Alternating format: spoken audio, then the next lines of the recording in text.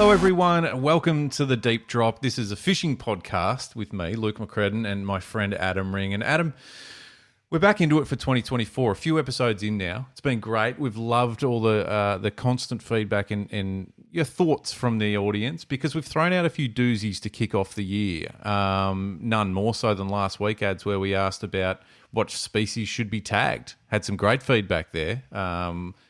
A lot of support for the toadfish, let's be honest. But if you don't know what we're talking about, go back and have a listen. It'll make a bit more sense. Tagging toadfish, what are you on about?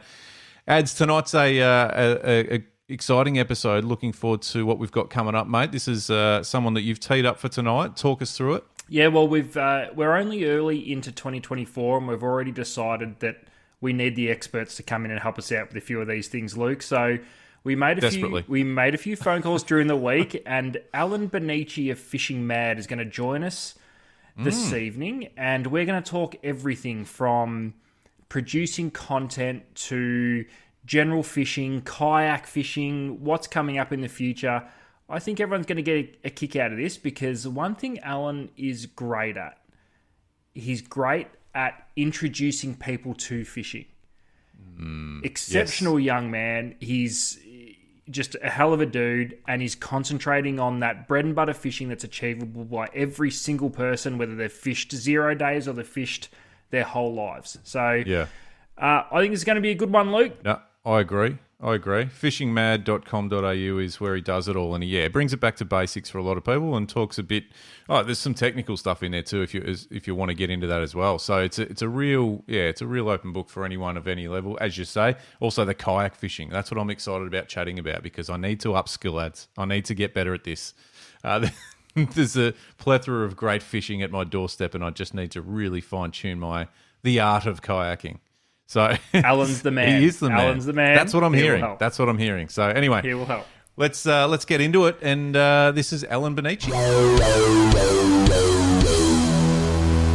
have you been? Have you been on the water? I caught up with you on social media as far as just checking out what you've been doing. When was it? The other day. I feel like you're doing a bit of land-based stuff as well, but it's kayaks mainly, isn't it? It's a bit of everything, and it's mental at the moment, because obviously, we've got the website, we've got the TV show, the YouTube channel, and socials, and all the events and other stuff. So it's a mental workload. But look, I try and be on the water at least 3 or 4 times a week, and I think one of the biggest things we try and do on the show is just variety. So we do some weird and wonderful stuff. But yeah, we've done land-based fishing, primarily kayak fishing. That's our biggest thing that we like to do. And definitely always with lures and plastic. So I was sort of looking back, because obviously we've just finished the year, and I was looking back, and I think we did 1 episode using bait for the whole year last year, and that was probably 45 episodes for the year. So, yeah. But no, a lot of fishing. Yeah, a lot of fishing. So as I said, on the water, at least sort of 3 or 4 times a week, and then it's nothing but content writing in between that. So, yeah, lots and lots of stuff, that's for sure. Because I think that's the thing, and this is something that I've been wanting to dive into a bit more as well, is as far as learning a bit more about what you're doing, because the website part of it, Fishing Mad side of it, is a mass. Well, it is it? I don't know, fair to say that one of the biggest parts of what you do in your business, and maybe even just give us a bit of a snapshot of what it is for anyone listening that's unaware. No, perfect. Yeah, I'll give you the spiel, because it's a little bit of a strange history and how it all sort of came about. So, look, there was never any ambition to do video and TV stuff. That was kind of a byproduct of the website. So, look, it was probably 10 years ago. Like, the site's been up and running now for 10 years. And look, all I found was I thought there was just a lack of basic helpful information for people getting into fishing. And fishing's booming, right? In the last 10 years, the volume of people at piers and boat ramps and stuff it's just through the roof. So that's what I started with, just the website. And all we would do is just basic how-to guides. And then that kind of led into like instructional location guides. So I think the first few things that we did were things like really detailed location guides on how to fish the Maribyrnong River, Yarra River, Werribee River. And that really took off in its early stages. I was really surprised in the traffic that it had.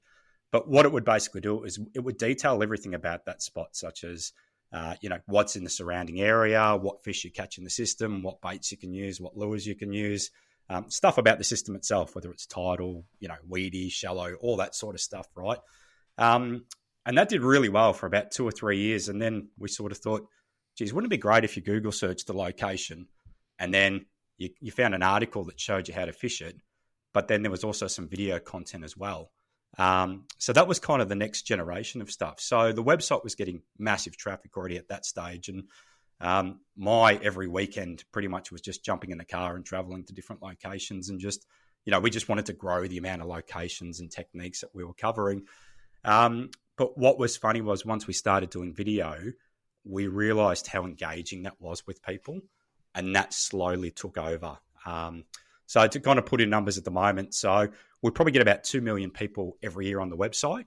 And the website's kind of split into 2 parts. So one is all of the free how-to stuff. There's about 250 location guides around Victoria. So you Google anything, Fishing Mad's probably the first search ranking result that'll come up, and really detailed information that I've spent 10 years of my time just to kind of help people learn how to fish it.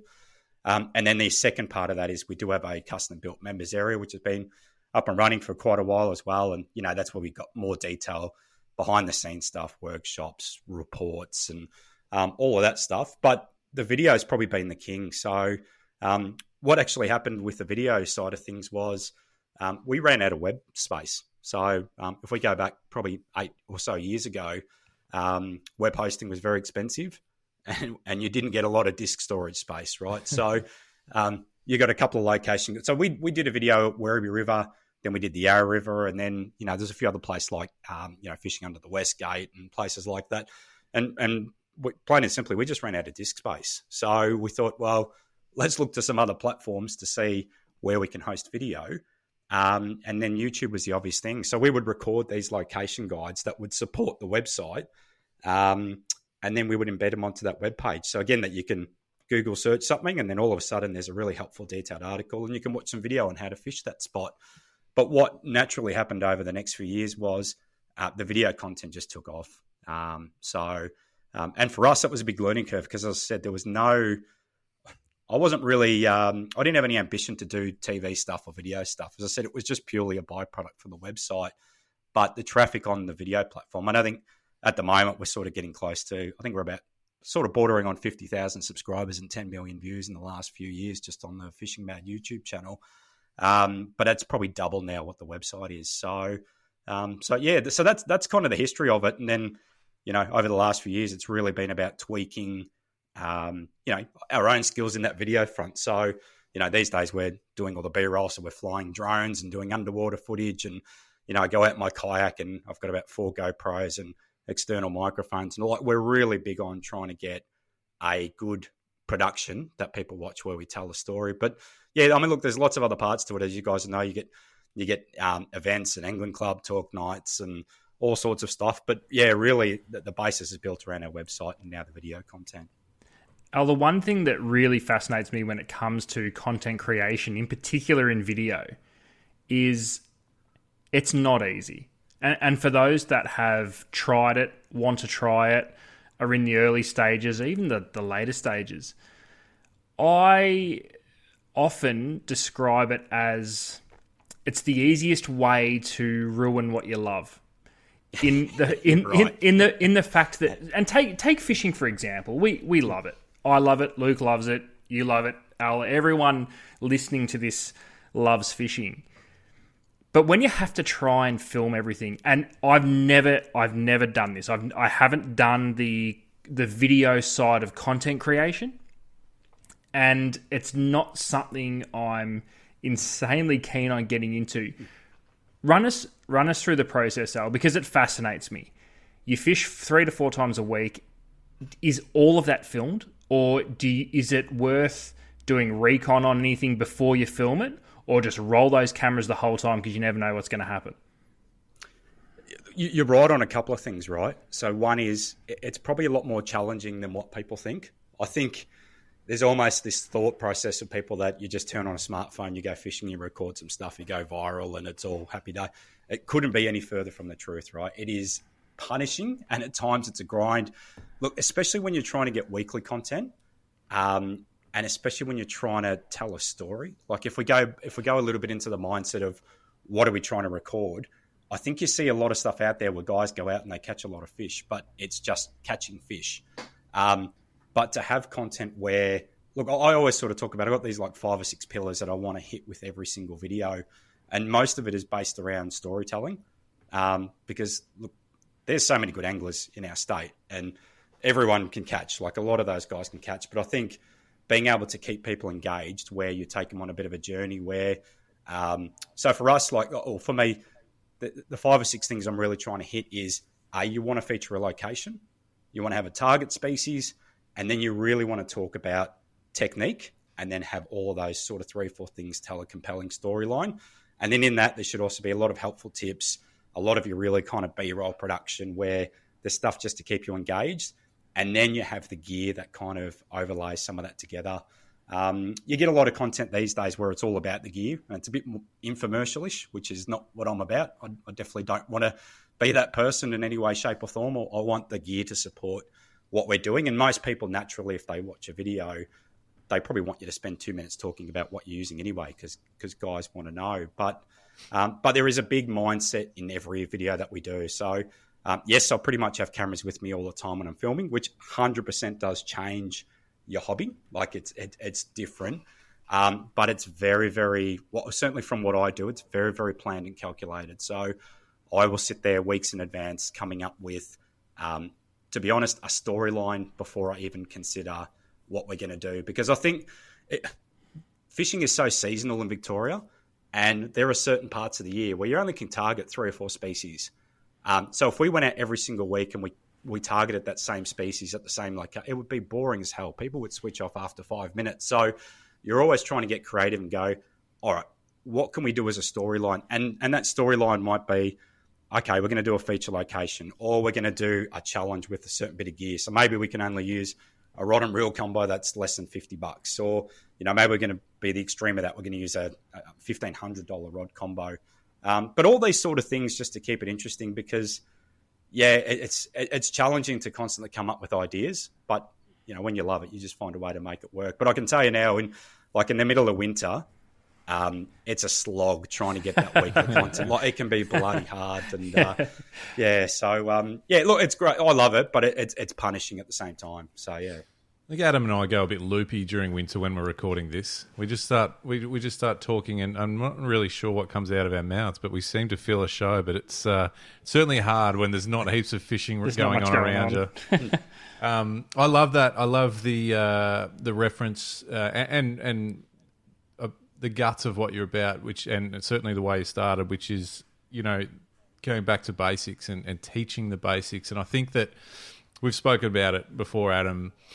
I think we're all guilty of forgetting about the basics sometimes, or talking about it, because we sort of, come through the industry for so long, and you get to a point where you're only really talking about some higher level gear or just some crazy ways of techniques of fishing or something. But reality is the advanced anglers is a minority in the recreational fishing group. The vast majority are entry level, beginners, weekenders, mums and dads. And I think it's really important that there's people like yourself doing what you're doing and just taking it back and just winding it back a bit and making sure that the fundamentals are being recorded on whether it be a video or a website article, Alan. I think it's great. Do you get much feedback from punters sort of asking you to do more of this or try some more of that or take it to the next level? Or is everyone really sort of, I suppose, wanting more of that, let's call it keeping it real? Because I think what you do is really honest and genuine, which is great.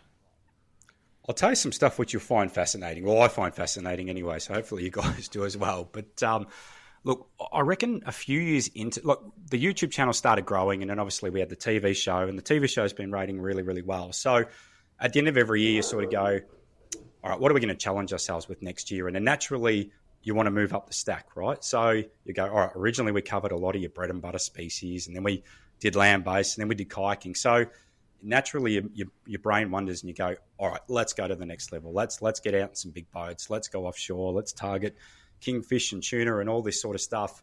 And I did that for quite a bit. And what I was amazed with was how a lot of the audience switched off. which I was shocked with. And I think you probably pointed something really important there, Luke, is fishing is growing, it's booming, and the bread and butter fishing for mums and dads and kids getting into it, that's actually your biggest audience, which I felt the opposite. Like, I went out and bought a boat, I got all this game offshore gear, I got all these special cameras, and I really thought 3 or 4 years ago that's where we were heading. And then what I found is when I did that stuff, looking at all the analytical data and all the feedback from people, it dropped off dramatically. And a lot of people were writing to me saying, hey, mate, we just love it when you're out on your kayak targeting snapper on soft plastics, or, whiting on plastics, or flathead with lures. And so that basic stuff. And it's hard because it can get so repetitive. And naturally, I love my fishing, and I'm an absolute gear tragic. So the idea of going offshore and targeting big, I love that stuff. But sometimes I have to pull it back just because I know that we lose a little bit of that relatability. So I'm doing a bit of work with a couple of big brands at the moment, and a lot of the feedback they've said over the last probably couple of years that they're seeing is this idea of watching someone on TV who goes out on a $250,000 boat, they go to an exotic location, they've got a guide, they've probably got $40,000 worth of marine electronics. It's amazing to watch, but a lot of people are switching off just because it's unrelatable. And particularly in today's day where affordability is a massive issue, I think people just love watching someone local who can go and, they can watch the content and they can go out and copy it the next day and do it themselves without feeling that it's out of reach. So, yeah, I find that really interesting because I naturally thought we were heading in a direction, and we kind of did a 360 over the last year or two. It is interesting. I think it's a great point, and I think you're not alone in thinking that too. I think it's great to watch all the, the fancy stuff, the amazing trips, the overseas fishing and the giant yachts and the amazing boats and gear. But, it wears out a bit, and sometimes you just want to get back to grassroots, what I call grassroots fishing, which is very much just the stuff you do in your backyard, which and we're fortunate enough at the moment in Victoria where the backyard is any part of the Victorian coastline, the bays, the inland rivers and lakes are just awesome fishing. So we've got some great stuff that we don't need to worry about the big $250,000 boat. Ads, I know you've got a couple of those boats, but you're a size. Yeah, one for each foot, mate. Yeah. Not to mention the fuel it would friggin' cost to run those. Yeah, things. Oh, mate. People really dig targeting the same thing in different ways. Like that's one of the things that we've done a lot in the last couple of years.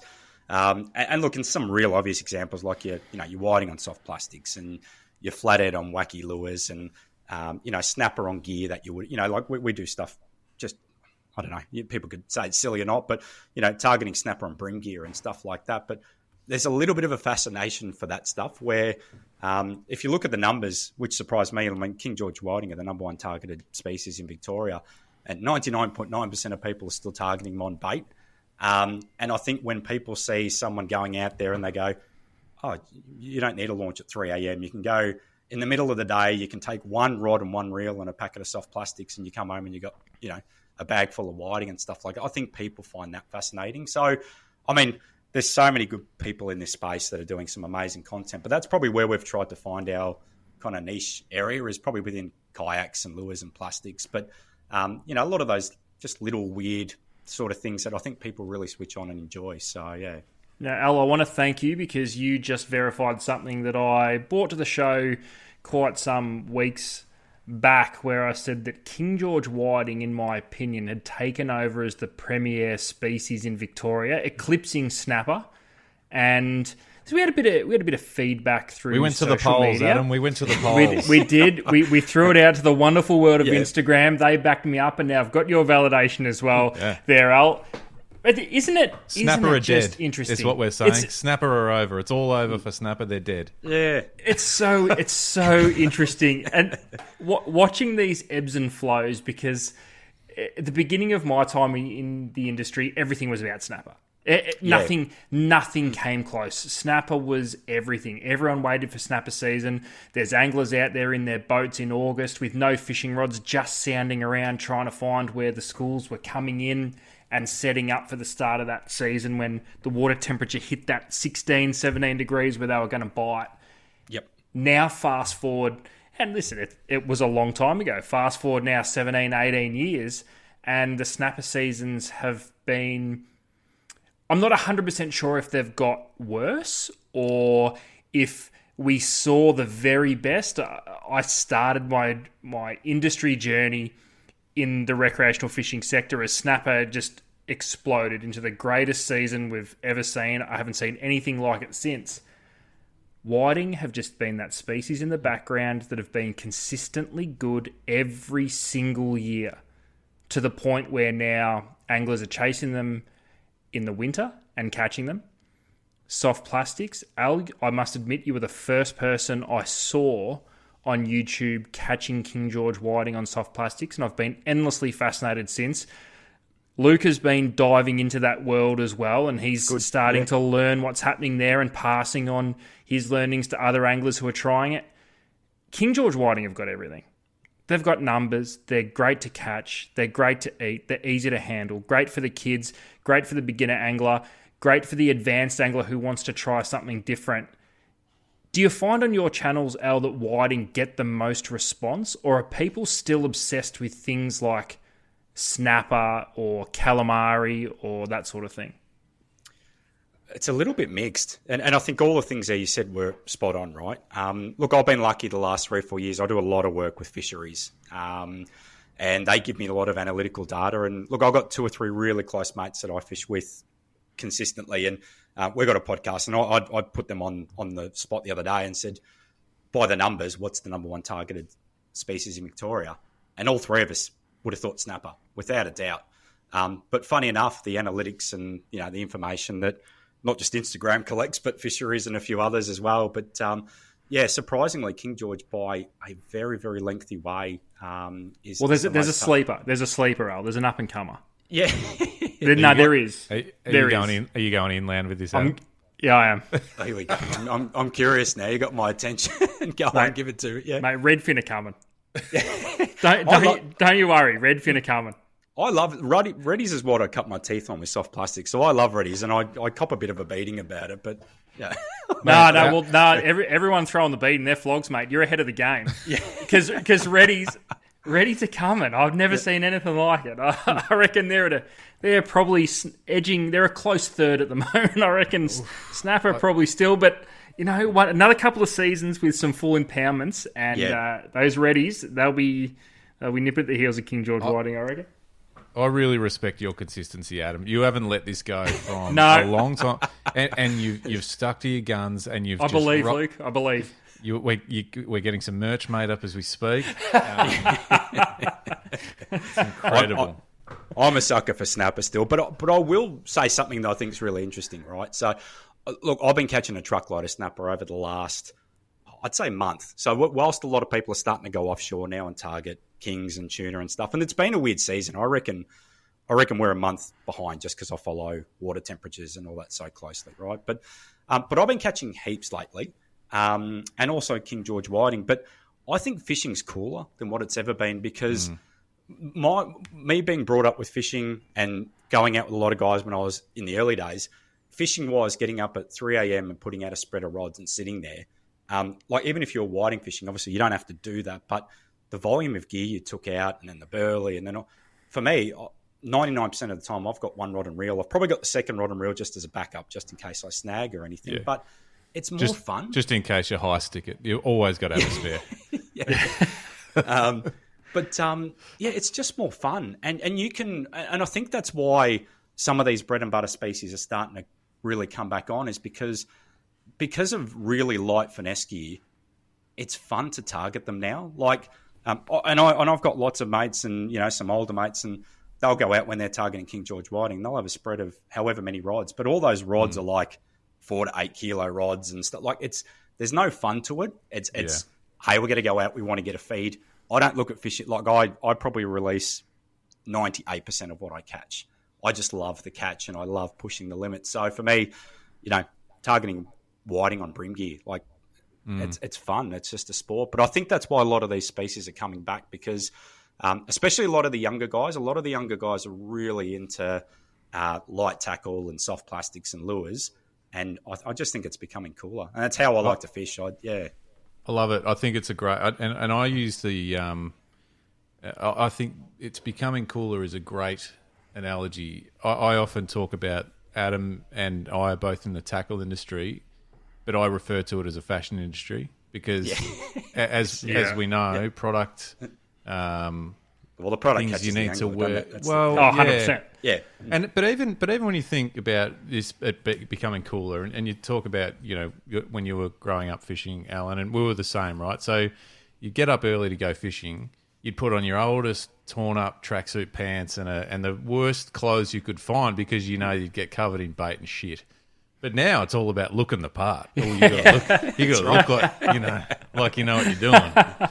So there's that. But even just ads you'd see it on a daily basis, and I do too in the lure space. It's like it's changing, it's evolving so quickly, and it's all about what's in fashion and what's hitting the TV screens or the YouTube, the computer screens and the phones and social media. So it certainly is it's a funny one. It's a small, unique sort of category fishing, but it is certainly, there is a fashion element to it. Well, I'm interested, Al, to hear from you on the finesse thing and what you see in your travels, because you're around the actual anglers a lot more than I am. I deal with a lot with the shops, and I still see some customers and talk to them as they walk into those shops. But I'm not going to lie, I was a little bit concerned about recreational fishing and the path that it was taking fairly recently, because it seemed as though the light tackle have some fun thing was being thrown out the window, especially in that blue water space. Because we went down this path where we went through the swordfish craze, and listen, that's still there. It's so unbelievably weather dependent that I think that's probably will stop it from ever hitting fever pitch. But just take the bluefin, for example. We saw the start of bluefin and it was all great, and a lot of the fish were that 15 to 20 kilos, and then a few big fish turned up. It still blows me away, Al, how 50 and 80 size reels, which is 24 and 37 kilo gear, it still baffles me how that's still selling the units in Victoria that it actually is. I thought with majority of the fish for majority of the year being that 10 to 25 kilos, we would have seen a massive boom in 6, 8 and 10 kilo gear, and we haven't seen it. Where do you, in your mind, Al, where's the finesse thing going? Because I'm like you, I would prefer to fish like that. I would prefer to catch less fish, light tackle, have fun, and done. I don't keep a hell of a lot of fish either. So I'm a bit that way, but I feel as though the lure of the gram is still taking people to a point where it's about showing the biggest fish of all time on every capture. Do you see a space where it swings back towards finesse fishing, maybe even line class fishing, which used to be huge way back in the the 80s and early 90s, where comps were still fishing line class for records? Do you see a space where that comes back? I reckon it's personal opinion, and you guys, you would have seen it as well. Things sort of go in, up and down, and there's new fades that come out, and I think obviously now with a lot of content you see online, a lot of it is definitely around that finesse light fishing.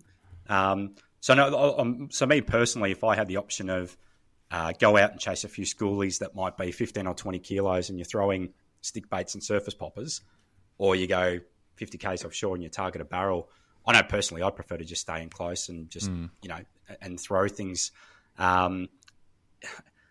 You could get 100 people in a room and you'd probably get 100 different answers. It's a really tricky one, isn't it? So, but I think, and what's surprising is a lot of that high-end gear, people are not stopping to spend at the moment. So if you look at the moment, the most popular reels, even in that like real finesse space, you've got your new Erities and Certates and the Stellas and Twin Powers, they probably sell equally as much as, your entry-level and your mid-level stuff. So I think people that love their fishing, even with the financial pressures these days, people are just finding a way to get good gear. But look, the guys that I deal with, certainly in my space, and that's probably a minority because as I said before, like even with whiting, like 99% of people are still targeting them on bait. But I think there's definitely an appetite, and we're definitely seeing, this finesse style fishing. So whether you're offshore and you're chasing kings or tuna and you're using, a lot lighter popping sticks or, stick bait rods and stuff like that. I reckon that's growing. I think just personally, if you follow all the content online, whether it's US or Australia, a lot of that sort of fishing that's covered is now really where you're throwing something at something and you're not really fishing until you see something. I think they're two things that we're seeing a lot. So, this idea of just throwing out some poppers and trolling for 10 hours, I think what you're seeing content-wise online, a lot of it's just around, I want to find something and throw something. That's probably what I've seen. Yeah, it's a good observation. I think it's always changing a bit too. I think I still think locally people are a little bit scared that they might hook a barrel, so they're still keen to run some heavier gear. But yeah, I don't know. But or even there's on, also even there's on also snapper. that. Yeah, there's also so, that. I mean, personally, I'm happy to lose a fish, and yeah, and I think I've always tried to show that human element in the show that, yeah, we do stupid shit. We lose fish and we drop stuff. And sometimes we're our own worst enemy because, we're targeting big fish on much lighter gear. But, when it comes off, it's just so bloody rewarding and it's so much fun. Yeah. So I'm happy and prepared to take that risk where others might not. I still think the difference there might be that you're fishing a few times a week. Remember, a lot of people are only fishing once a month, sort of, if they're lucky, and probably want to fish slightly heavier to ensure that if they get a bite, they can land a fish. So there's probably a bit of that too. So, which is fair enough. If they're out to get a fish and they've only got once in a blue moon to fish, I get it. It's probably the same with the tuna thing, I think. But I'm a bit the same. I'm happy to lose a fish and then just use the excuse that it was because I had light gear. It's not my ability. It's not my ability.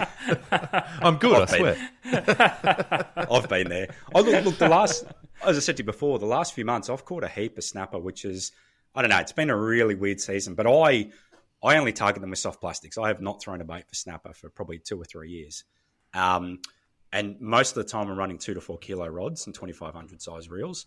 And if I feel like there's some bigger models out there, I'd probably step that up to a 3 to 5 or 3 to 6 and a 3,000. And that's the max. Like, I'm not going any heavier than that.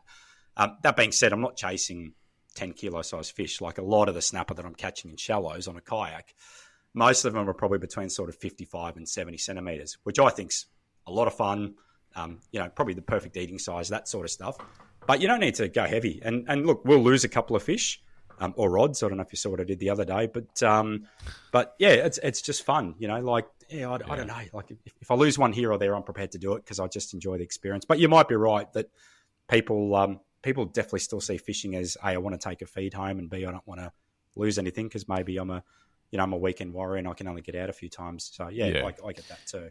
Hey, I've got a theory on snapper. Can I throw it at you guys? It's just been sitting in my mind, and I thought now's the time. I've got a couple of. I've got an engaged audience here, Adam and Al. Thank you. With snapper, I'm right? waiting. No, it's actually quite. There's a bit to it, Ads. Like, I know we waffle on and make no sense of most of what. Oh, hey mate, I'm all ears. Go with me. Go with me.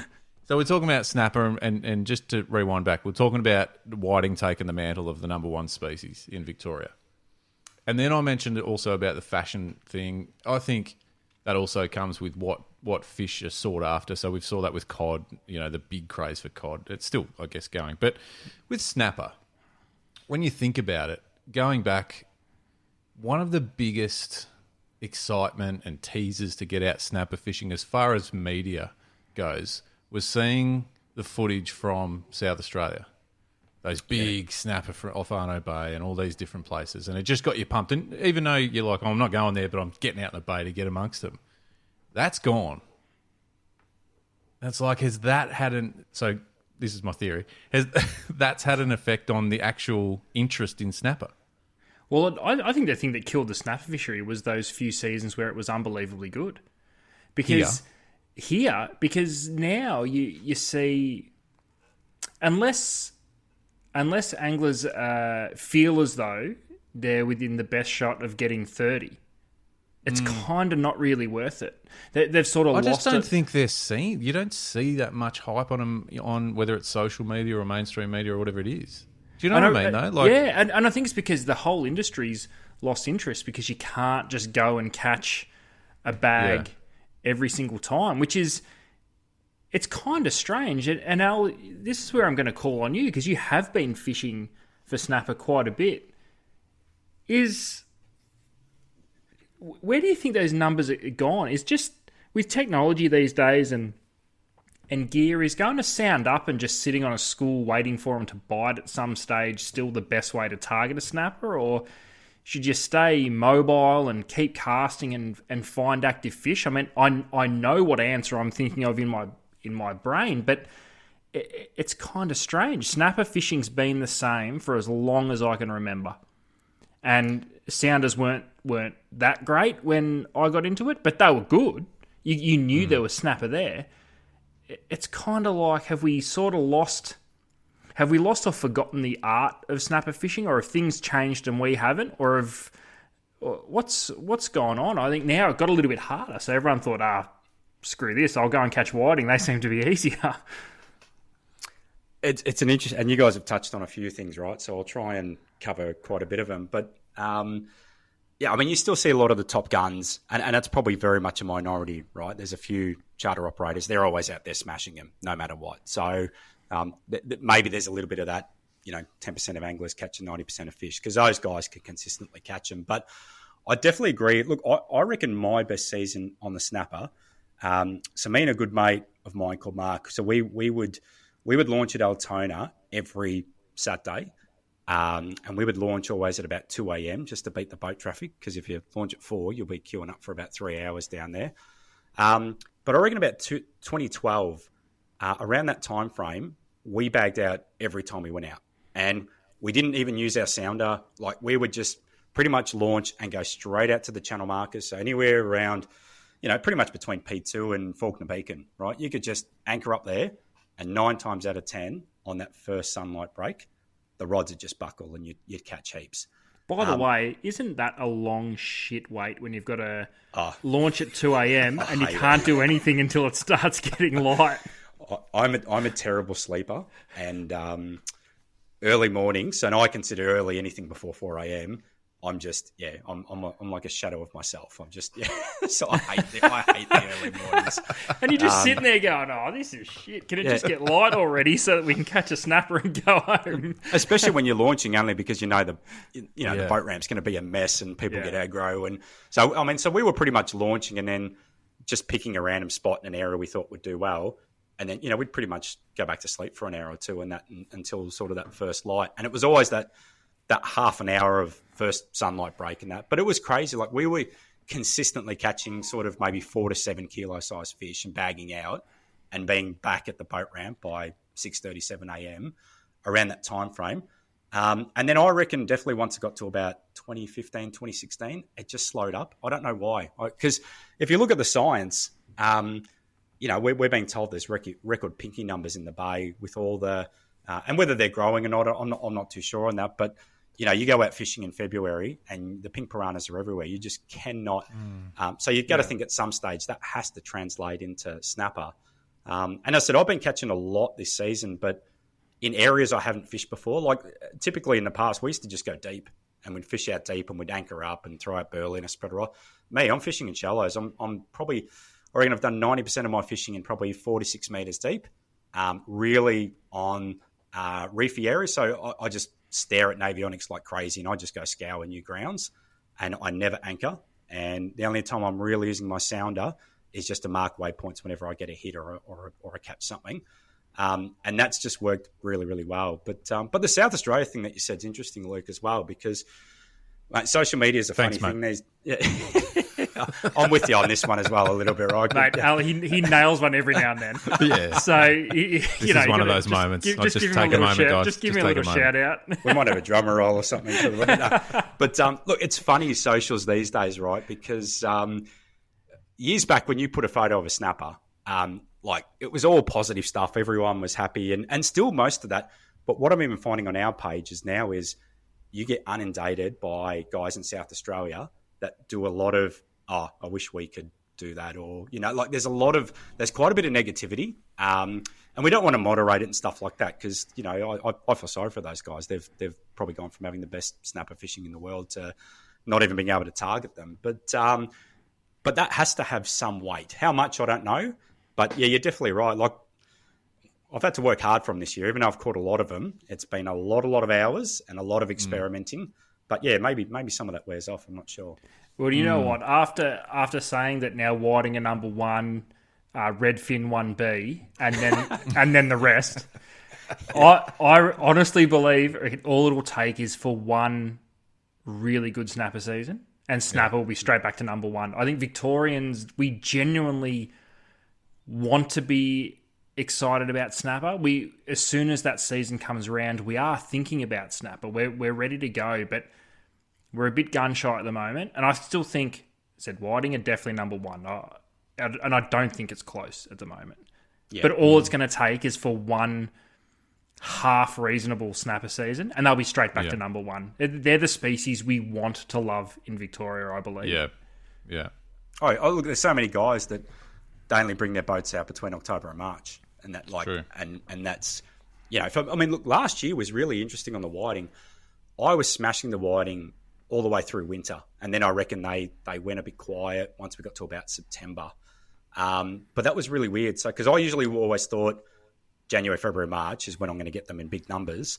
And last year, I reckon from April through to about June or July, I was just consistently getting bags of them. So, I don't know. It's always evolving. Yeah, it's always like I follow this stuff closely, obviously for our reports and things like that. But it's hard to put your finger on everything all the time because it does change a lot. So yeah.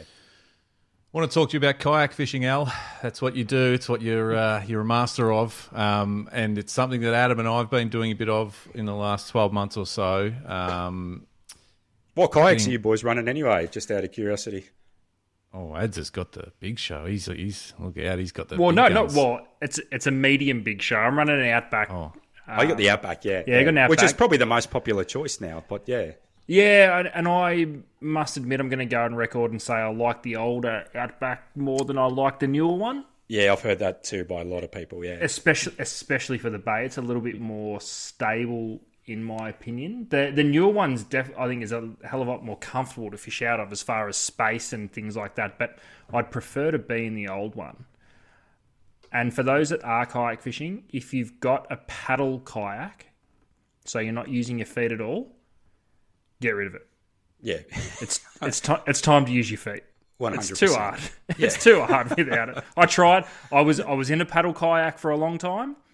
The issue with me is that I would paddle the thing 4 times and be so friggin' exhausted I was over fishing.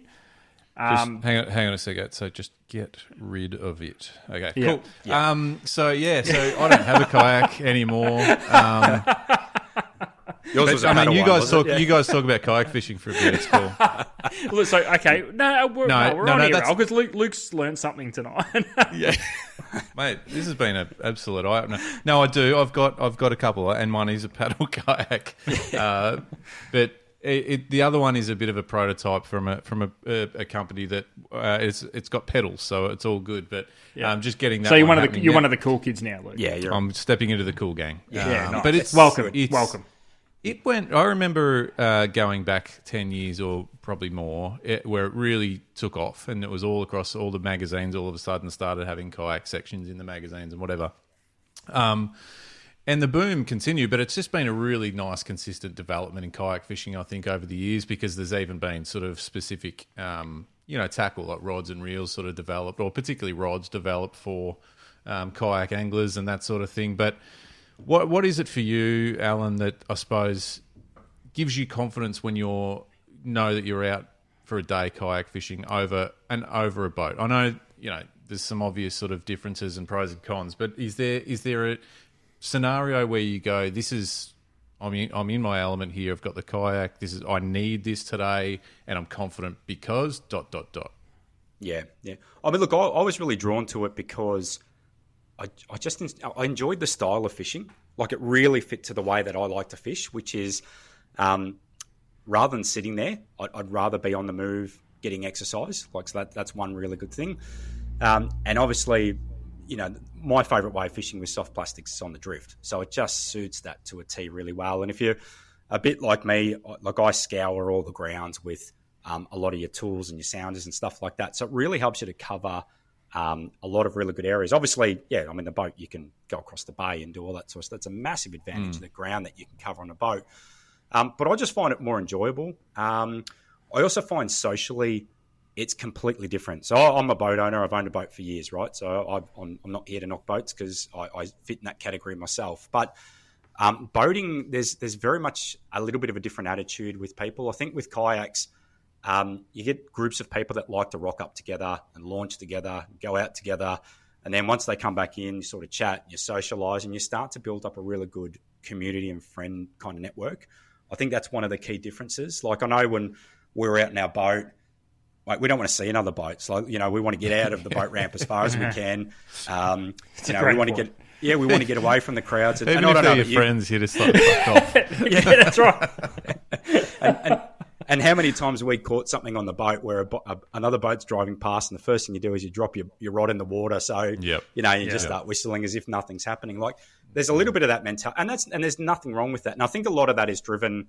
I used to snap a fish on my boat a lot around areas like Blackrock, and mate, you catch a fish and then all of a sudden there's 50 boats within 50 metres of you. There was a little bit of that mentality.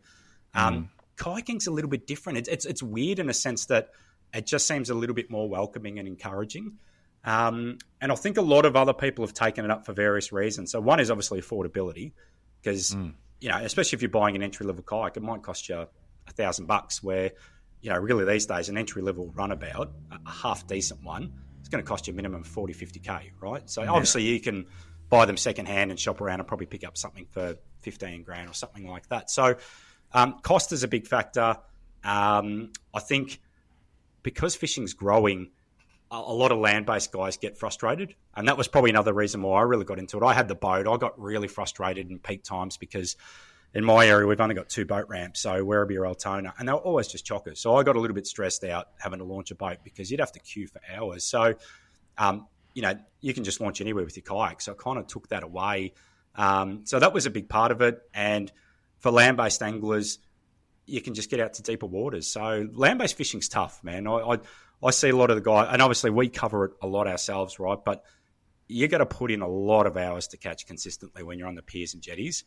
And these days, when you're on those platforms, man, there's like a million other people on there. Like, and that's, the social media's got a bit to do with that. The fishing growing's got a bit to do with that. But, if you went to Port Arlington Rockwall in November, man, it was like 200 or 300 people there every single day. Like, that's what it's like, where the kayak kind of gave me the little bit of in between of everything. It was, I can launch when I want, I can get some exercise, I can meet some people. And that was a big part of how we grew Fishing Mad. Like, I think, especially in that early days, as you said, it really boomed 10, 15 years ago. We certainly weren't the first covering it, but we were one of the first covering it consistently. And I think so many people were drawn to that, and they'd write to you and say, hey, we'd just love to come out with you and fish. And we were always sort of open arms, and so many people have kind of been involved in that process. But yeah, like, it just suits me. Like, I launch when I want, at what time I want. And because of the way I fish with plastics on the drift, and I've really, really covered a lot of ground, I do catch consistently with it. But, that's probably not the case for everyone. But, yeah, I love it. I can't get enough of it. That's definitely my preferred method of fishing. What kayak are you running, Alan? I've got 2 at the moment. So, look, and I'll tell you a funny story in a minute, but so I've got a Hobie Pro Angler 14, which is, I'd consider the Rolls Royce. It's the biggest, it's the most stable, but it's also the heaviest and the most clunkiest, right? So I've got a crook back. So it's not, if you don't have a trailer, forget it. Like, I know some guys that car top it. I couldn't do it. And the other thing as well, there are some areas where you park and you've got to walk your kayak like 100 metres. So if you fish at like Princess Pier or something where you got to park at Port Melbourne on the streets and then walk your kayak 100 metres, a PA14 is probably the worst kayak in the world to do it. But when you're on the water, the stability is insane. Like, I stand up and fish all the time. I'm not encouraging people to go and swell, but I can handle significant swell. And the storage is incredible. You get any water that comes over the top, it just self-drains straight away. We did a lot of testing with the Outbacks and compasses and stuff like that. But just in terms of being comfortable, if I'm going to be on the water for 6 hours in a kayak, I find, like, with some of the other models, I'm just cramping up and, and I'm not a big guy. I'm only 5'10", right? So the other kayak I've got is just, it's pretty new on the market. It's a Hobie Lynx. And the big advantage of it only weighs... I want to pick your brain about this, Al. Yeah, they're bloody expensive if that's going to be a question. But look, the thing that's great about it is it only weighs 20 kilos, and the stability on it is amazing. The stability on it's better than an Outback. And typically when you had light kayaks, they were unstable. That like any time you went to your shop and there was a kayak that was sub 30 kilos, you just never felt that stable on it. So what I do now is I use the links when I'm fishing in estuaries and lakes. And obviously there's some awesome systems around Melbourne, like the Yarra near the CBD and places like that. Man, you try and find trailer parking with a PA14, it's impossible. But now what I can do is I can just pick up this thing, chuck it on a little hatch. I've got a hatchback car, 20 kilos. I just pick it up. And then what's great is I've got the stability, and then you can really deck it out to have accessories and that to make it workable. So I just chop and change between the two now, and that works really, really well. But that's a luxury that not a lot of people are going to have. So yeah, it's a luxury I'm working on having. What sort of dollars are we talking about? Well, look, I mean, I picked up my PA14 years ago, and I bought it secondhand off Marketplace just because, probably like a lot of people, look, during COVID, the pricing of kayaks went up ridiculous amounts, and a brand new Hobie Pro Angler or an Outback or something is going to cost you a minimum of like $5,000 or $6,000 now. So it's bloody expensive. Like compared to a boat, it's cheaper, and obviously you don't have any of the running costs. So when you buy it, you might fit a sounder, you might put some rod holders. That's it. Once you've done that, you're not servicing it. You don't have to do all the the expenses that you have with a boat.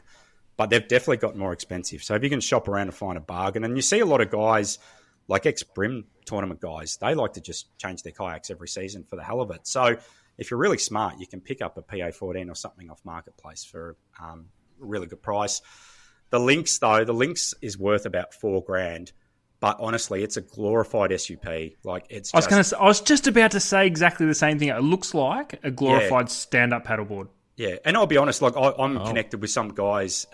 So I did a bit of work with the guys at Action Watersports in Geelong, and they really looked after me because in terms of pricing and stuff. But if you're someone who's going to go and buy one, $4,000 for, it's pretty much a stand-up paddleboard, and it doesn't come with rod holders. It doesn't so when you buy it, you then got to buy a H crate, you got to buy rod holders, you got to put a H rail on it, so that way if you want to have accessories and bits and pieces on it, so that cost then probably jumps up another $500 or $600 by the time you do that. So, but it's funny, I scoffed at the price, but now that I've got it, I love it because I can fish so many areas that other people can't, just because I can car top this thing and I chuck it on the water. But the thing I was going to say before, Luke, so I got a bit distracted there, was the first kayak I bought probably, about 18 years ago, I tipped on my first trip when I went out, and I didn't kayak fish for about 12 months afterwards. So the difference in stability and brands and look, and there's a lot of really false marketing that you see out there. So we sort of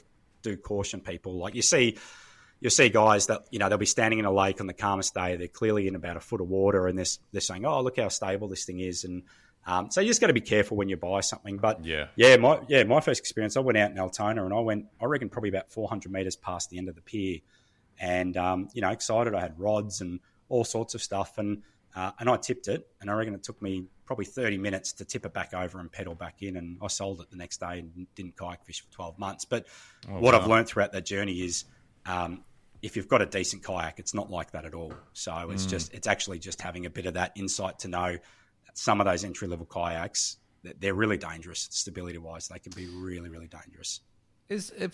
Have kayaks got far they can go in development? Like, I know you just talked about that link, so I just had a quick look on my phone then. Yeah, it's certainly a different-looking kayak. But, when it comes to, boats, they seem to be forever evolving, and then obviously electronics are just a beast that just will never stop as far as development and evolution. But what do you think kayaks, and it sounds like they have developed and progressed and got to where they are now. What's next in kayak development, do you reckon, if anything? I reckon they've hit a bit of a tipping point, to be honest, because even if you look at Hobie's the number one brand in kayak fishing, and there's some other really, really good brands, right? So I'm not knocking anyone else. But if you look at Hobie's top brand kayaks, obviously Pro Anglers, Outback, stuff like that, over the last 5 or 6 years, there's been next to no change at all, particularly with the Pro Angler series. So the only things that we've really seen in the last couple of years was they came out with a transducer guardian shield. So what that means is now with a triple shot transducer, when you drag your kayak on the floor, it actually, you've got a cable that basically sucks up the transducer. So that way, if you drag your kayak on the sand, it doesn't hit the transducer at all. So that's something that's really cool. And then what they did a few years before that, they made some modifications to the chair, and then they had the H rail. So that way, you could put unlimited accessories that you want. I don't tend to accessorize my kayak that much anyway. Give me a sounder and, maybe one rod holder, and that's it. But I think even those guys now are struggling with ideas. And it's funny, what we're seeing now is they'll patent a part of their kayak, and I don't know how long it lasts. Maybe it lasts 10 years. But then as soon as that patent wears out, you see all the other brands that then jump on it, and their kayaks that they're selling are very similar. Where we've seen probably the biggest movement, as you said, Ads, is probably with like models like the Outback and the Compass and stuff like that, because they're a little bit more cost effective. You're finding now some of those more top end features are starting to wind its way down to some of the lower spending kayaks. But it's no different to like what you're seeing with fishing reels and stuff like that. Like you see what was in the Stella 10 years ago, you're now seeing in all the in all the reels across the board. But yeah, I don't know. We've done things like fitting trolling motors and doing all sorts of stuff, but I'm not really sure where else they go with it. I think, I know. Jet propulsion. Short bursts. It's called a boat. Well, they got that, to get from A to B. Well, they've got those Bixby's now, which are really cool. So you can either mount them at the back, or you fit them. So basically, where you'd put your pedal system, your Mirage Drive. Oh yes, you put a trolling motor. So I've got a trolling motor, and I'll be honest with you, I hate using the trolling motor because it takes the exercise element away, and I also find that when you hook up to a fish, you lose a little bit of control, because with the kayakers, mate, if I hook up to a good fish, I can kind of play it and pedal backwards and stuff like. With a trolling motor, you can't. You've got to just quickly turn it on.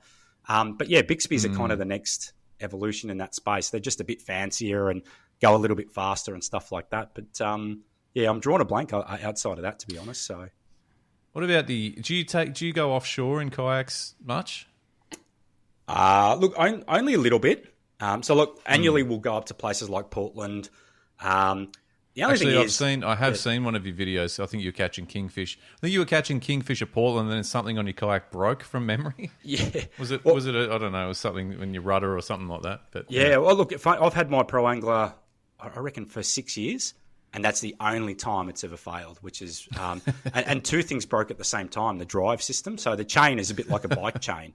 So the chain actually came off, and then about 3 minutes later, the rudder broke. So the chances of both those things breaking at the same time. So you couldn't move or steer. What a great... No, I could. It honestly took me about 2.5 hours to paddle back in, and I wasn't that far out. No, by the end of that, I was going to kill someone. But but look, the only thing if you had the energy to kill someone after it. Yeah, well, that's true. That kayak is still in Portland, actually. Yeah, it's now a snapper reef. Yeah, it's a reef. Yeah, well, that's right. Yeah, but look, the only thing with offshore is you do get some sharks. That's the only thing you got to be careful of. And look, we target. I mean, we did a video 2 weeks ago. We're targeting bronzies and stuff, right? We love it. But in your kayak, fuck that. Nah, not on a kayak though. So land based, no problems, right? But okay, yeah. I've had probably 3 instances with shark encounters. So and nothing too scary. And look, some of them we've got on footage and some haven't, but the GoPros have got the fish eye lens, so it makes everything in the distance look really small. But my first encounter, which wasn't offshore, was just at Avalon, and I had it would have been a 14 or a 15-foot bronzy. I think I saw the footage of that. Yeah, and look, the footage was shit of it, right? Like I was really disappointed when I took it home. I was hoping it would be, a bit more pumped up on that, but that circled my kayak probably 5 or 6 times and then went underneath and then took off. And there was nothing like it didn't bump the yak or anything. But be honest, did you shit yourself? It was funny. I pedaled straight to shore like crazy, and then after about 3 or 4 minutes, I sort of calmed down and went, "You are human." Oh, okay. Yeah. Far out. But look, some of the other ones I've had is, and look, you don't see white pointers and stuff too much in the bay, even though I think that will probably increase as tuna and all of those numbers get bigger. Yeah. But I have had a couple of really big sharks that offshore at Portland. I had one that just come up and just nudged the kayak. And it was just a little tap. He was just sizing me up. But what's really funny is, and this is the part that scares you, is they're so slow and graceful in the water.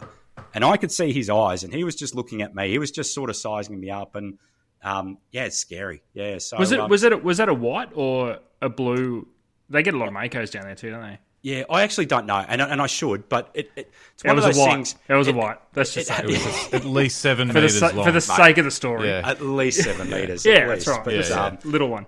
But look, it's enough to just, So look, I've been invited to go to New Zealand at the end of the year, and some guys, they just go on one of those motherships, and I think they take about 8 Hobie Outbacks, and they just fish offshore in New Zealand. But the sharks over there are insane, and they've shown me some of the footage. So, yeah, I'm pretty wary of that stuff. Like, mate, I've got a wife and kids I want to go home to as well, even though I do some stupid shit a lot of times, but that's probably where you draw a line. So, yeah. I've fished offshore New South Wales, Victoria a lot over the years, and 3 times in New Zealand, and I've seen more sharks in New Zealand than all my time in Australia. Yeah. Don't do it, mate. Yeah. and I tell you now, if I had any shark come and nudge the kayak that I was sitting in, it would probably be the last day I kayak fish. Yeah. Yeah. Adam shit himself when he saw a banjo shark once. Hey, it was big. Look, it was only a little tap. It looked at me. Yeah. But I tell you, they've got those tiny little eyes, and they just look at you. But you know they're sizing you up. But they know. Look, I tell you what, in the bay though, because we did some drone fishing a couple of weeks ago, and we were catching big bronzies on every session. So there's no shortage of sharks. And obviously we're fishing closer to the head. So we're in the bay. You know, if you sort of draw a line between probably even inside Queenscliff and Sorrento, you could go further back. But around there's no shortage of sharks. Like trust me. So, tell you what, though, the old seal can scare the shit out of you on a kayak.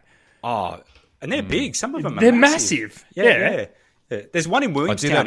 I did have a dolphin encounter on a kayak once, and that I shit myself for a split second because they're enormous too. Yeah, that's right, and they're just solid. Yeah, there's one so seal. You're a pussy, Alan. Deal with dolphins and seals, and then talk to seals, us. mate, sharks. Mate, there's one seal in Williamstown. He's renowned and he's massive. There's like a buoy there. It's numbered buoy 3 or something like that, and it's huge. But he'll jump on boats. I've seen him jump on boats plenty of times. If he jumped on your kayak, he'd tip you over in 2 seconds, and he'd probably do a lot of damage. So, so you're right. Yeah, it's not just the sharks. Yeah, a seal's good for anything. Let's be honest, guys. Come on, let's talk. Let's be real. No, what? Come on. What? dropping off to your mates. Yeah. When was the last time we went, it's good. I'm glad there's a good colony here. Yeah. No. It's a skill, though, when you can direct them to another boat. And it is a skill. Nothing more satisfying. Nothing more satisfying. Art. It is. It's all about the sort of just cruise in and just sort of deflect them off and away you go. It's magnificent. It's a good feeling too, actually.